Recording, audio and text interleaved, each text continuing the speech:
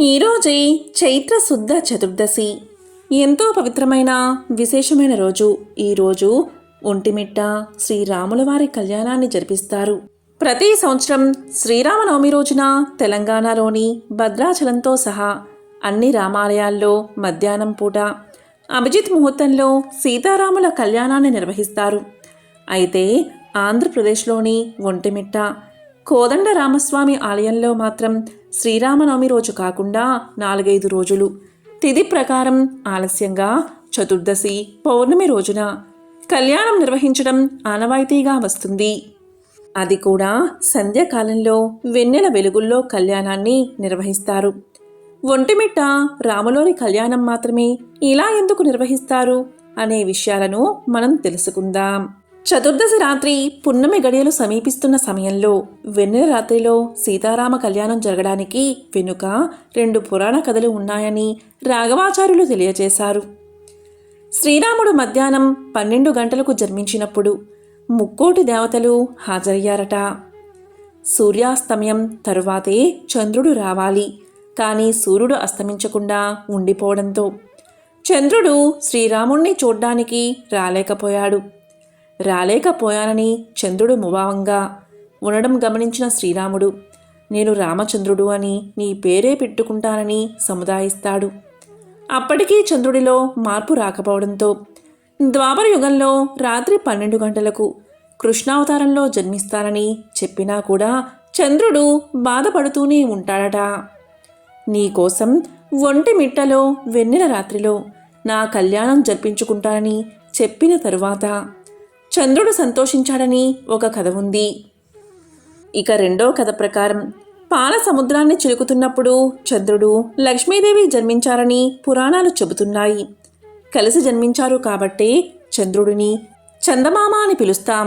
మరో విధంగా చూస్తే రాముల వారిది సూర్యవంశం, సీతాదేవిది చంద్రవంశం. భారతీయ సంస్కృతిలో కన్యాదానం చేసే వధువు తరపు వారికి అనుకూల సమయం వెన్నెల రాత్రి కాబట్టి సీతారామ కళ్యాణం కూడా వెన్నెల రాత్రి చేస్తారు అనేది పురాణమని రాత్రిపూట కళ్యాణం వెనుక ఉన్న పురాణ కథ వివరించబడి ఉంది. రామాయణంలో ఒక కథ ఉంది. ఒకసారి రాముడు విషపు బాణం ప్రభావానికి గురైనప్పుడు ఆయనకు తన భక్తుల్లో ఒకడైన గరుడి సహాయం అవసరమైంది. గరుడు ఆయన్ని దాని నుంచి రక్షించాడు. అలా చేసిన తర్వాత అతని మనసులో ఒక సందేహం కలిగింది. ఇన్నాళ్లుగా రాముడే నా రక్షకుడు అని అనుకున్నాను, ఆయన నాకు సహాయం చేస్తాడని భావించాను. కానీ ఈరోజు నేను ఆయన్ని రక్షించకపోతే రాముడు చనిపోయి ఉండేవాడు. ఈరోజు ఆయనకు నా సహాయం అవసరమైనది. నేను ఆయన్ని రక్షించాను. నేను ఆయనపై ఎలా ఆధారపడగలను? నేను ఆయన కంటే శక్తివంతుడిలా కనిపిస్తున్నాను. రాముడు ఒక సామాన్యుడిలా కనిపిస్తున్నాడు. ఎందుకంటే నేనే లేకపోతే ఆయనే చనిపోయి ఉండేవాడు.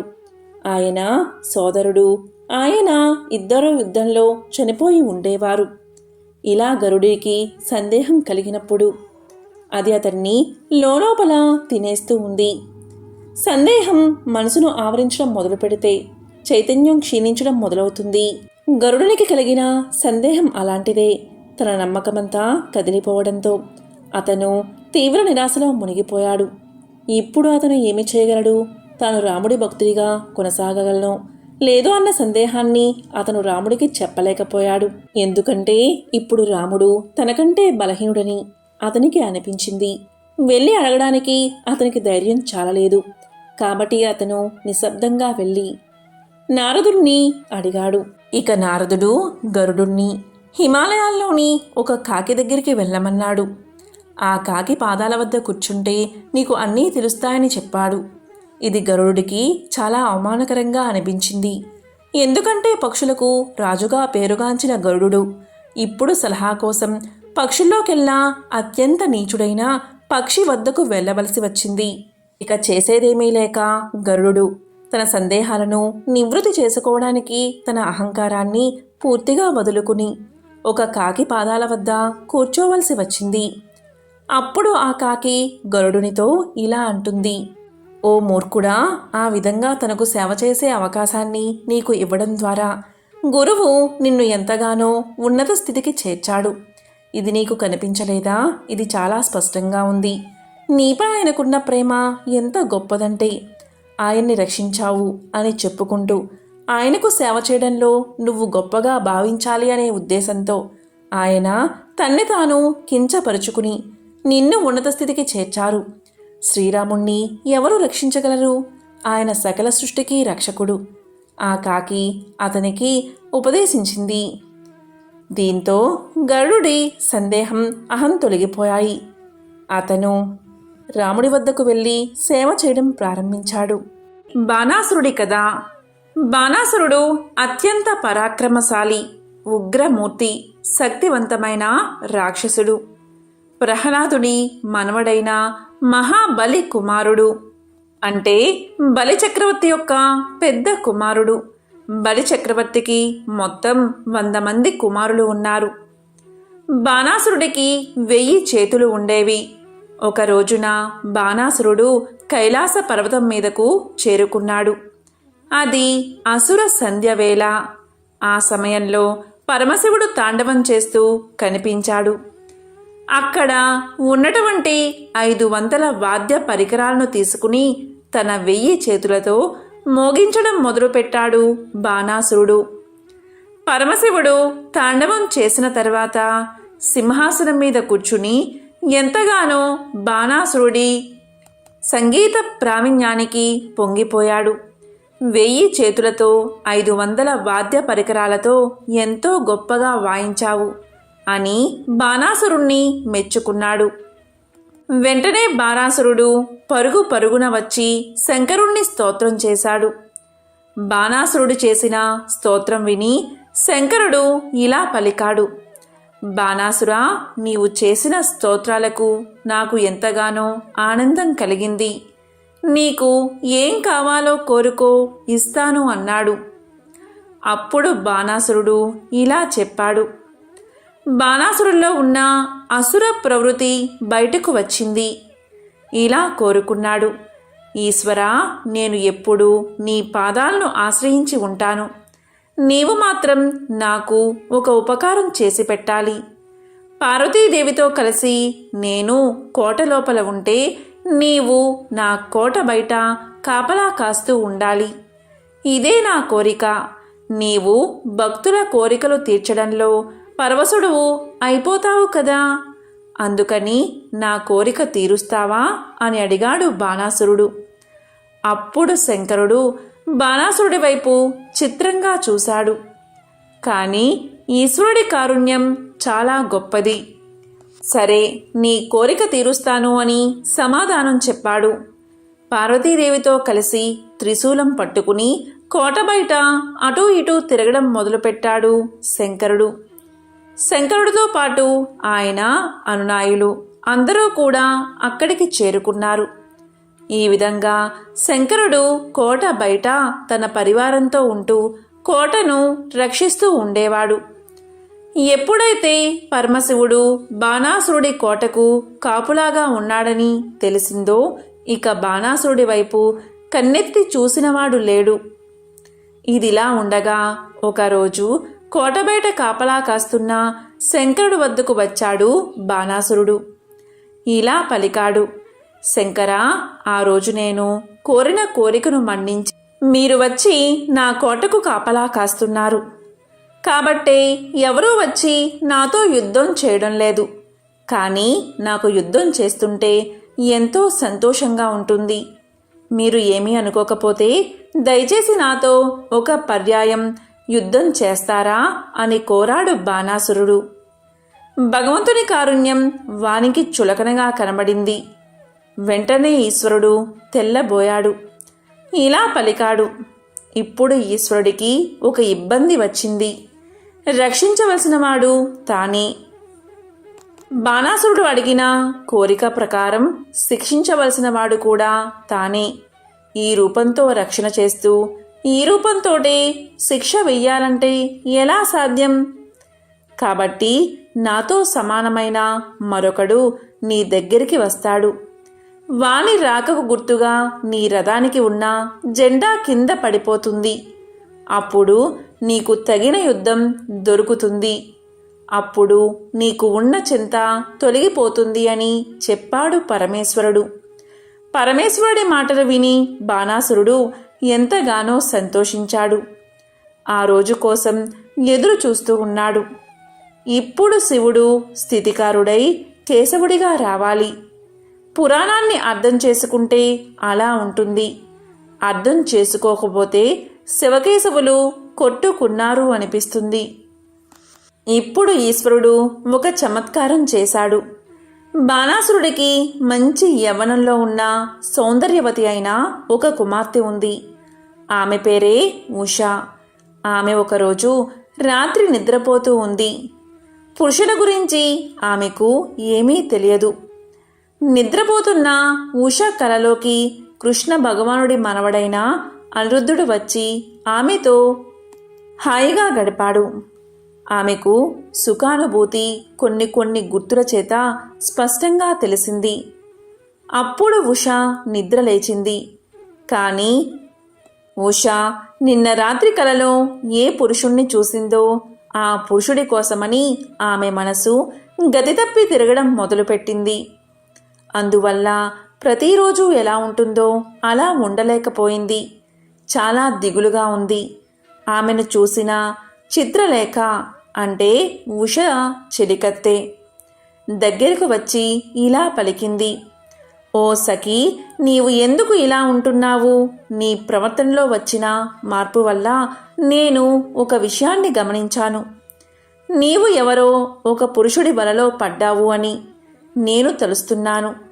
నేను నీ చెలికెత్తెను, అలాగే ప్రాణ స్నేహితురాల్ని కూడా. కాబట్టి అసలు జరిగిన విషయమేమిటో నాకు చెప్పు అని అడిగింది. అప్పుడు ఉష ఇలా సమాధానం చెప్పింది. తన స్వప్న వృత్తాంతాన్నంతా చెప్పింది. అలా చెప్పగానే చిత్రలేఖ ఇలా పలికింది. సఖీ, నీవేమీ బెంగ పెట్టుకోవద్దు. నీకు కలలో కనిపించిన వాడు ఎలా ఉంటాడో నీవు చెప్పావు. నేను ఎందరో రాజాదిరాజులను చూశాను. అవి చూసి ఇందులో ఎవరు కనబడ్డారో చెప్పు అని రాజకుమారుల బొమ్మలను చిత్రీకరించడం మొదలుపెట్టింది చిత్రలేఖ. ఆ తర్వాత ఉషాదేవిని పిలిచి ఆ చిత్రాలను చూడమని చెప్పి వాళ్ళందరి గురించి పేరు పేరునా వివరించింది. అనిరుద్ధుడి చిత్రపటాన్ని ఉషా గుర్తించింది. అప్పుడు చిత్రలేఖ ఇలా పలికింది. చూడు సఖీ, ఆయన పేరు అనిరుద్ధుడు. ఆయనపై నీవు మనసు పడ్డావు. ఇప్పుడు నేను నీకు ఒక గొప్ప ఉపకారం చేస్తాను. నాకు కామరూప విద్య తెలుసు. అందుకని ఇవాళ రాత్రి నేను ద్వారకా నగరంలోకి ప్రవేశించి నిద్రపోతున్న అనిరుద్ధుణ్ణి అపహరించి తీసుకువచ్చి నీ హంసతూలిక మీద పడుకోబెడతాను. నీవు హాయిగా అతనితో ఉండు అని చెప్పి రాత్రికి రాత్రి బయలుదేరింది చిత్రలేఖ. బయట శివుడు కాపలాగా ఉన్నాడు. ఆమె వెళ్ళడాన్ని చూసి కూడా ఊరికనే ఉన్నాడు. పరమశివుని వరాన్ని నిలబెట్టవలసిన వాడు అక్కడే ఉన్నాడు. శివకేశవుల ఇద్దరి మనసు ఒకటే. అందుకని అక్కడ కృష్ణ భగవానుడు అంటే ద్వారకలో కృష్ణ భగవానుడు తనకేమీ తెలియదు అన్నట్లుగా పడుకున్నాడు. చిత్రలేఖ అనిరుద్ధుని మందిరంలోకి ప్రవేశించింది. నిద్రపోతున్న అనిరుద్ధుడి మీద ఒక్కసారిగా సమ్మోహనంని ప్రయోగం చేసి అనిరుద్ధుణ్ణి తీసుకుని ఆకాశ మార్గంలో తిరిగి వచ్చేసి లోపలికి వెళ్ళిపోయింది. చిత్రలేఖ మరొక పురుషుణ్ణి తీసుకుని కోటి లోపలికి వెళ్లడం బయట కాపలా కాస్తున్న 3 కన్నులవాడు చూశాడు. అయినా ఏమీ అభ్యంతరం పెట్టలేదు.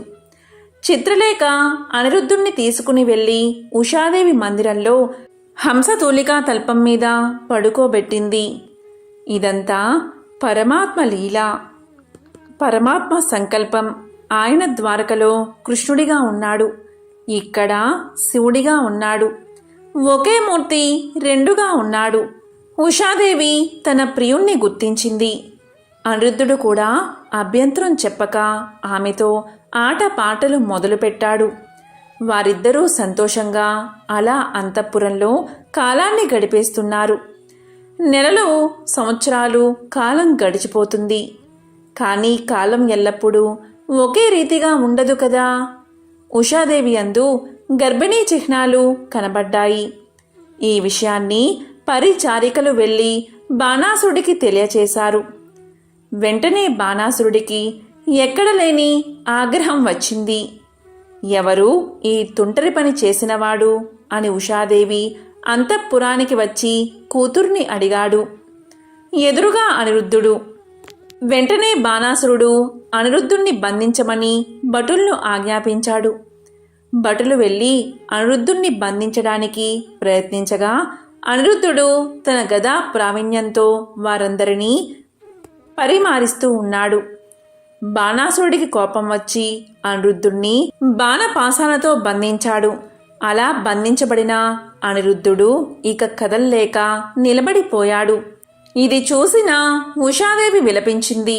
ఇదే సమయంలో అక్కడికి భటులు వచ్చి ఇలా పలికారు. ప్రభు, మీ రథం మీద ఉన్న జెండా విరిగి కింద పడిపోయింది అని చెప్పారు. అప్పుడు బాణాసురుడు ఇలా అనుకున్నాడు, తనతో యుద్ధం చేయడానికి ఎవరో వచ్చారు అని భావించి ఇన్నాళ్లకు నా కోరిక తీరబోతుంది అని అనుకుని అక్కడికి బయలుదేరాడు. అసుర వృత్తి ఎటువంటిదో చూడండి. వాడికి కూతురు గొడవ అక్కర్లేదు, యుద్ధమే కావాలి. ఈలోగా అక్కడ నారదుడు ద్వారకలో దిగాడు. ఏమీ ఎరగనివాడిగా వెతుకుతున్నట్లుగా నటిస్తున్నాడు కృష్ణుడు. నారదుడు కృష్ణుడితో అనిరుద్ధుణ్ణి బాణాసురుడు నాగపాశాలతో బంధించాడు అని, వెంటనే అతన్ని రక్షించవలసింది అని, దానికోసం వెంటనే బయలుదేరమని తెలియచేస్తాడు. ఇది విన్న తర్వాత బలరాముడు, కృష్ణుడు, సాధ్యకి, ప్రద్యుమ్నుడు అందరూ కొన్ని కోట్ల సైన్యంతో నదులు పొంగి ప్రవహిస్తున్నాయా అన్నట్లుగా బయలుదేరి సునీతాపురం మీదకు యుద్ధానికి వచ్చారు. దీంతో బాణాసురుడికి ఎక్కడలేని సంతోషం వచ్చేసింది. వాడు శంకరుణ్ణి పిలిచి ఇలా పలికాడు. శంకరా, మీరు నన్ను రక్షణ చేయడానికే కదా నా కోటకు కాపలాగా కాస్తున్నారు. మీరు కృష్ణుడి కోట లోపలికి రాకుండా యుద్ధం చెయ్యండి. అప్పుడు మాత్రమే మీరు నాకిచ్చిన వరం నిలబెట్టినట్లు అవుతుంది. కాబట్టి ముందుగా మీరు యుద్ధం చేసి కృష్ణుడు తన పరివారంతో కోటలోకి రాకుండా ఆపవలసింది అని పలికాడు. శంకరుడు భక్త వత్సలుడు. భక్తుడికి ఇచ్చిన మాట తప్పడానికి వీలులేదు. కాబట్టి ఇప్పుడు శంకరుడు కృష్ణుడితో యుద్ధం చెయ్యాలి. కృష్ణుడి చేతిలో ఓడిపోవాలి. శంకరుడు భక్తవ శంకరుడు కాబట్టి నాతో యుద్ధం చేస్తున్నాడు అని కృష్ణ భగవానుడికి తెలుసు. యుద్ధం ప్రారంభమైంది. శివుడి యుద్ధం చేస్తున్నసేపు బాణాసుడి జోలికి కృష్ణుడు వెళ్ళడానికి వీల్లేదు. తన వరం నిజం కావాలి అంటే కృష్ణుడి చేతిలో తాను ఓడిపోతే అవతల తాను ఇచ్చిన వరానికి మినహాయింపు ఇచ్చినట్లుగా అవుతుంది. శంకరుడు యుద్ధం చేసి కృష్ణుడి చేత ప్రయోగించబడిన సుదర్శన చక్రం దెబ్బకు నందీశ్వరుడి మీద వాలిపోయాడు. అప్పుడు కృష్ణుడు బాణాసుడి మీదకు యుద్ధానికి బయలుదేరతాడు. అప్పుడు శివజ్వరము అనే ఒక శక్తి బయలుదేరుతుంది. అది కృష్ణుడితో యుద్ధం చేస్తుంది. కృష్ణుడు వైష్ణవ జ్వరాన్ని ప్రకోపింపచేశాడు. ఆ రెండు శక్తులు ఒకదానితో ఒకటి ఢీకొన్నాయి. ఆ రోజున శివజ్వరం విష్ణు జ్వరాన్ని ప్రార్థన చేసింది. ఉషా పరిణయ ఘట్టంలో పార్వతీ పరమేశ్వరుల వల్ల, కృష్ణ భగవానుడి వల్ల లోకాలకు ఒక గొప్ప ప్రయోజనం కలిగింది. ఆ రోజు కృష్ణ భగవానుడు ఒక వరాన్ని ఇచ్చాడు. ఎవరు ఉషా పరిణయ ఘట్టంలో శివజ్వరం విష్ణు జ్వరం యుద్ధం చేయడం అనే ఘట్టంలో శివజ్వరం చేసే శరణాగతి వింటారో వారికి ఎప్పుడూ కూడా ప్రాణాంతికమైనదిగా జ్వరం బాధించడానికి వీలులేదు. ఆ మేరకు నేను వరాన్ని ప్రసాదిస్తున్నాను అన్నాడు. కాబట్టి ఎప్పుడైనా జ్వరం చేత ప్రాణాంతకమవుతుంది అని అనుకుంటే ఉషా పరిణయాన్ని, శరణాగతది తత్వాన్ని చదువుకోవడం ఒకసారి పారాయణం చేస్తే ఆ జ్వరం తగ్గుతుంది. ఆ తరువాత బాణాసురుడు యుద్ధానికి వచ్చాడు. పరమాత్మ చేసిన యుద్ధం వల్ల ఆ రోజున బాణాసురుడు పడిపోయే తన కొడుకును ఎలా అయినా రక్షించుకోవాలని బాణాసురుడి తల్లి అయిన కోటర ఆ రోజు యుద్ధానికి వచ్చి వంటి మీద ఉన్న వస్త్రాలు తీసేసి చేతులు పైకెత్తేసి హాహాకారాలు చేస్తూ కృష్ణుని ఎదుట నిలబడింది. ఒక స్త్రీ వివస్థ అయి జుట్టు వదిలిపెట్టి ఎదురుగా నిలబడితే చీ అని తల తిప్పుకుని ధనస్సు పక్కన పెట్టేసి కృష్ణ పరమాత్మ యుద్ధం ఆపేశాడు. వెంటనే బాణాసురుడు తప్పించుకుని కోట లోపలికి పారిపోయాడు. మరుసటి రోజు యుద్ధం ప్రారంభమైంది. అప్పుడు శంకరుడు కృష్ణుణ్ణి ప్రార్థన చేశాడు. నేను కోట బయట రక్షణగా ఉన్నంతకాలం వీడు పడిపోవడానికి వీలులేదు. కాబట్టి తగిన విధంగా నీవు అతనికి శిక్ష వెయ్యి అని చెప్పాడు. శివకేశవుల హృదయాలు ఒకరికొకరు తెలుసు.